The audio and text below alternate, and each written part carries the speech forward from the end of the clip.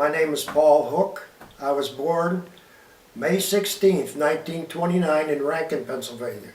I was raised during the Depression of the 1930s. I graduated from high school, Rankin High School, in 1947. I began working in the steel mills around Pittsburgh. In 1951, I enlisted in the United States Air Force and served until 1955 during the Korean War. In 1955, I was discharged, entered Duquesne University, graduated in 1959. Was there anyone in your life or that you knew who was in the Vietnam War? Yes.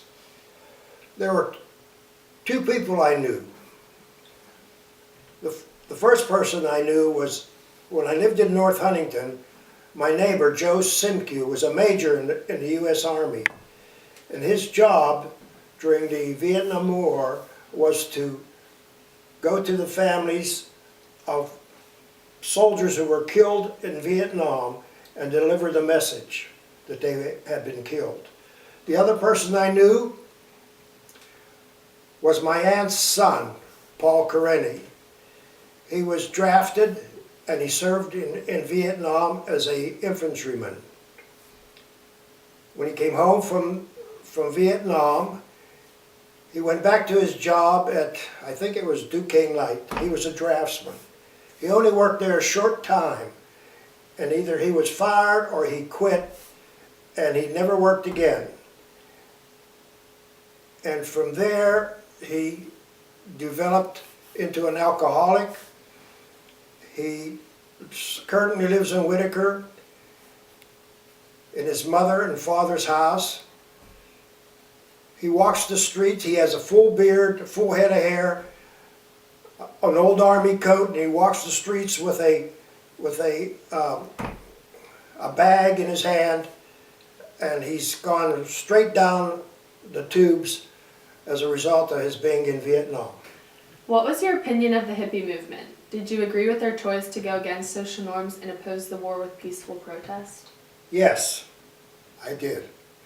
The hippie movement, I guess, actually started in San Francisco, out in California. Yeah, and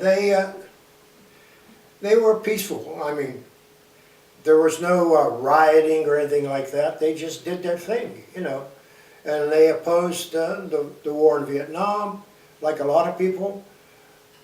And they opposed the racial intolerance, and they were helpful in bringing a lot of important issues to the forefront.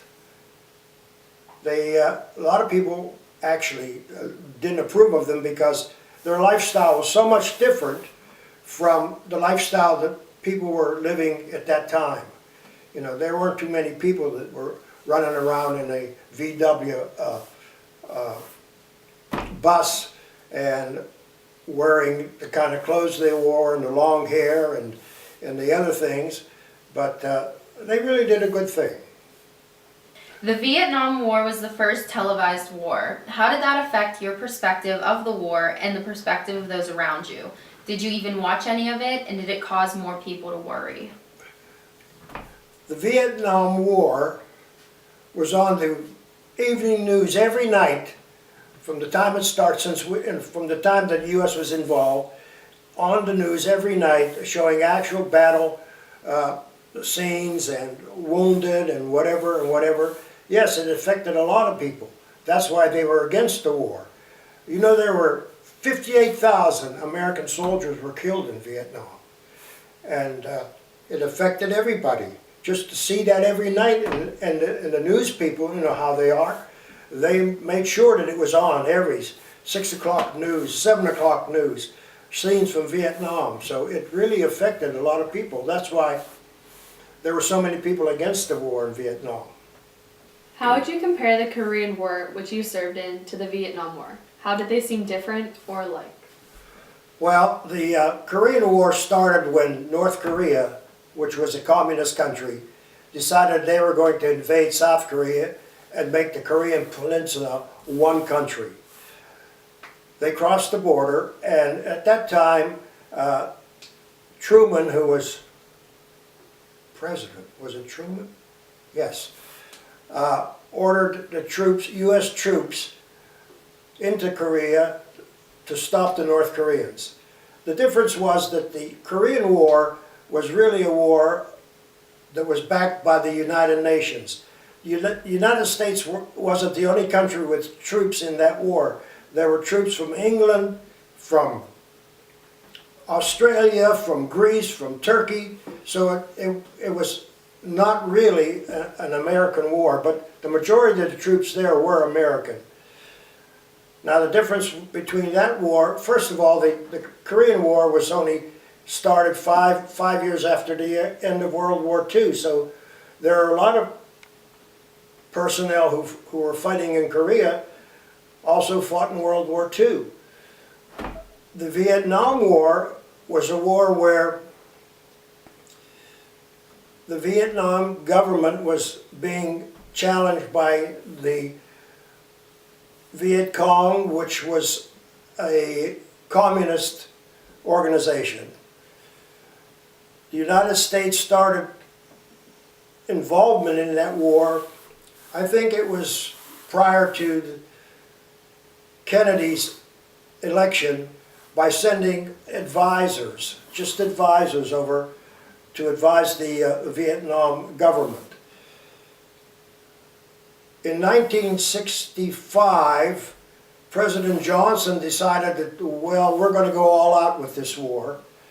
And it ended up with 265,000 American troops in Vietnam. There was no other country aiding in that war. It was primarily the U.S. government against the North Viet Cong troops.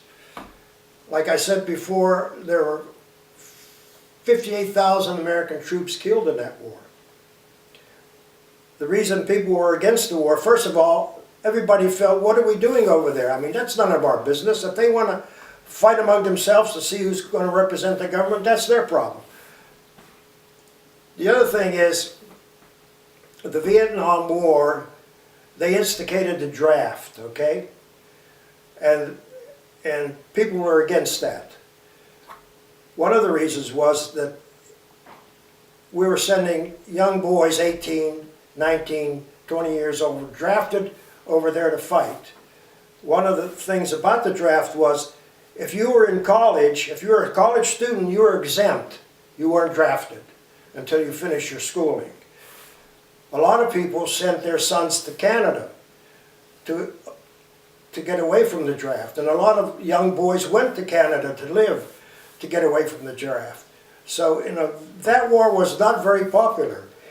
And if you want to talk to anybody who was in that war, ask them how they felt when they came home. There were no parades saying, oh, you did a good job, blah, blah, blah, nothing like that. Do you think the Kennedy presidency was overall successful or unsuccessful?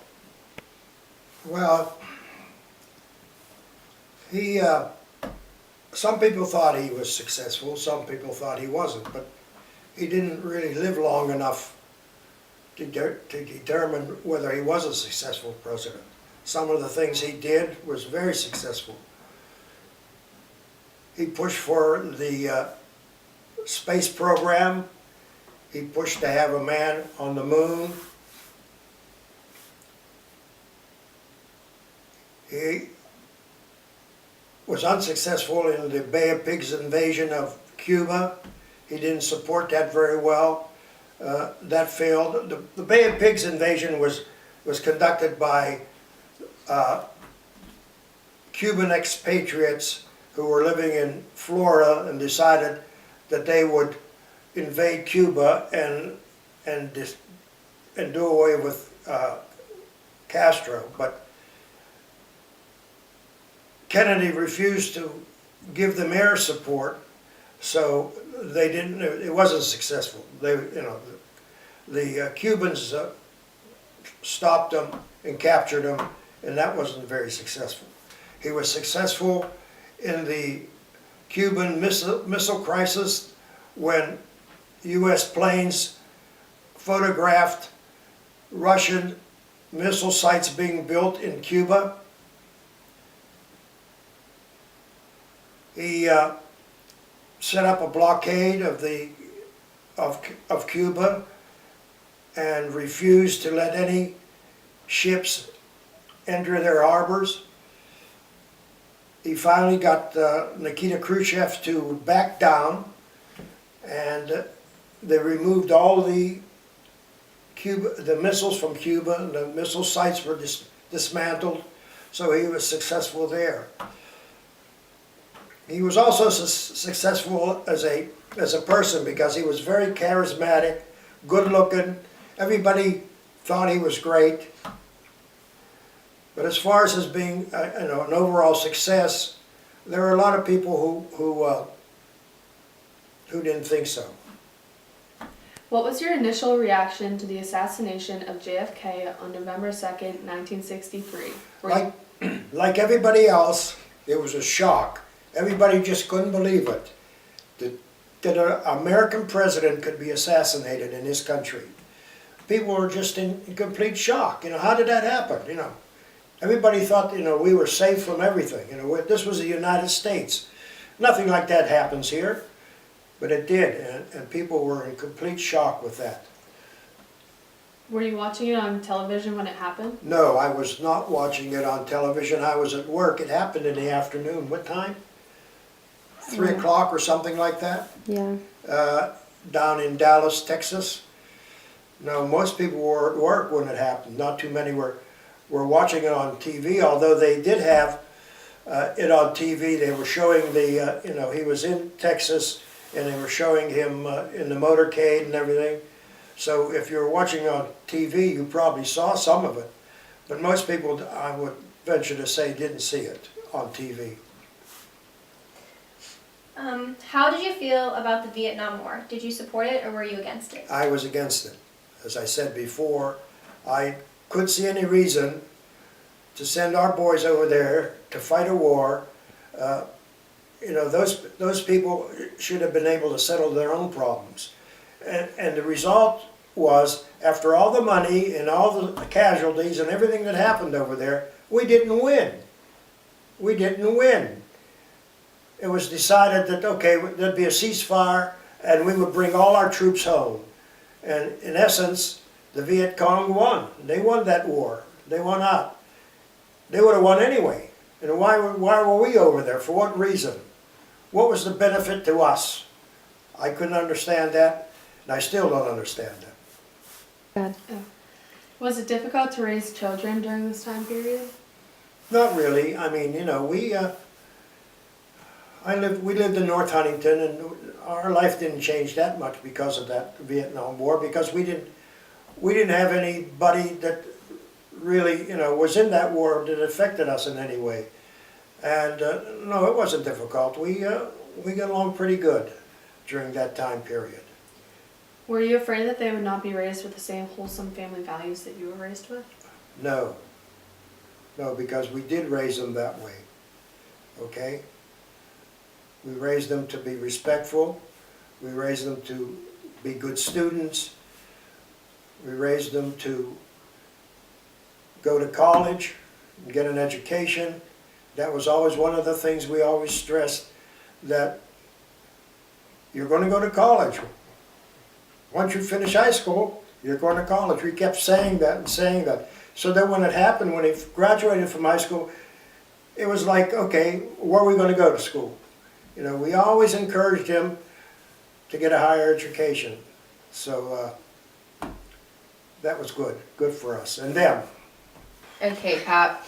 How did Martin Luther King Jr. influence civil rights? He brought it to the forefront prior to his bringing the problems of the South. People really didn't know what was happening in the South. People in the North didn't realize black people had to drink out of a separate water fountain. They couldn't eat in a white restaurant. They had to ride in the back of the bus. They went to segregated schools. And most people, when he brought that to the forefront, most people says, "What do you mean they went to segregated schools?" Because up north here, the schools were all weren't segregated. Blacks and whites, especially where I went to school, we were all in one class. but not down in the South. And he influenced the civil rights movement. One of the things that it resulted was, number one, the Civil Rights Voting Act. Down south, prior to that, the blacks, there weren't too many that voted because every voting district had certain rules that they required black voters to answer, and most of the rules, I would venture to say even the white voters could have answered. You know, what was the Fifth Amendment? What was this? What was that? You know, and if you couldn't answer it correctly, then sorry, pal, you know, you can't vote. So you know, they gave the voting right to the blacks, but even today, some of the southern states, you know, they make it hard on blacks to vote, even though the right to the Right to Vote Act was passed. And the other thing is that the desegregation of the schools in the South. That was another big thing that resulted from the civil rights movement, where the southern states couldn't have separate schools for blacks and whites. And that, you know, that took a lot of, you know, they had to send troops down there, the National Guard, to get the kids to go into the white schools. But yeah, he did a lot of good things. He brought forth the problems of the South that most of the country, you know, never even heard of. And most of the people said, "What do you mean they couldn't go into a white restaurant? What do you mean they had to drink out of a separate water fountain? You know, they had water fountains that says blacks only." Now, can you imagine that here? So yeah, he brought that all out. So he did a good thing. What were some of the best and worst times of the 1960s? The best and worst times of the 1960s? Okay, the best times was the fact that the middle class in this country prospered. That was a result of all the veterans from World War II who got a college education as a result of the GI Bill, graduated and were getting jobs, and the economy was doing very well. As a result of the space program, there are a lot of innovations that were developed through the space program. The worst times of the 1960s obviously was the Vietnam War, and the country was relatively safe, except for when when Kennedy was assassinated at the beginning of the war. That really shook a lot of people up. But in the long run, the 60s were pretty good. Like I said, the only really bad thing about it was, in my opinion, was the Vietnam War. So it was a good era from the 60s to the 70s. Okay, well, thank you for coming and letting us interview you. Thank It's really nice. You had great answers, so thank you. Yeah, thank you. Okay. Do I get paid or something?